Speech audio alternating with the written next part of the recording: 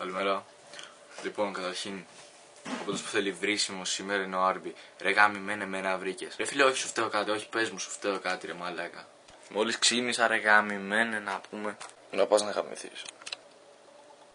Τέλος πάντων, με προκάλεσα το ice bucket, πώς λέγεται στη φυλακία.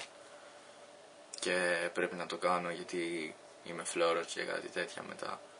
Και εντάξει είναι τα τυπικά. Προκαλώ, όχι προσκαλώ σε κάτι καθυστερημένα που ακούω εδώ πέρα να πούμε. Θα σας προκαλώ σε μονομαχία. Όχι, τι κάνα. Αυτά, άκυρα. Τη Γιάννα την Αν. Ναι, Γιάννα τη λέω στα αρχίδια μου. Το Ντόνι, το Μαρίνοφ. Τώρα δε, τίποτα ψάχνω κανένα που έχω άχτη, ξέρω εγώ τίποτα τέτοιο δε. Α, και την Μπριλάκη τη μικρή. Να μάθει να με λέει κακό. Και κακό. Και με προσβάλλει το κακό. Γιατί εγώ είμαι πολύ καλός και το ξέρετε όλοι σας. Ναι, με λέει κακό. Όχι, όχι δεν έχει. Τα κάνει στο ice bucket τώρα. Και στο ice bucket βάζουμε παγάκια γάμο την πουτάνα σας. Δεν βάζουμε καυτό νερό και το παίζουμε, την κρυώνουμε. Και τα ξαναγεμίζουμε και φάμε καμιά πουτσα μετά.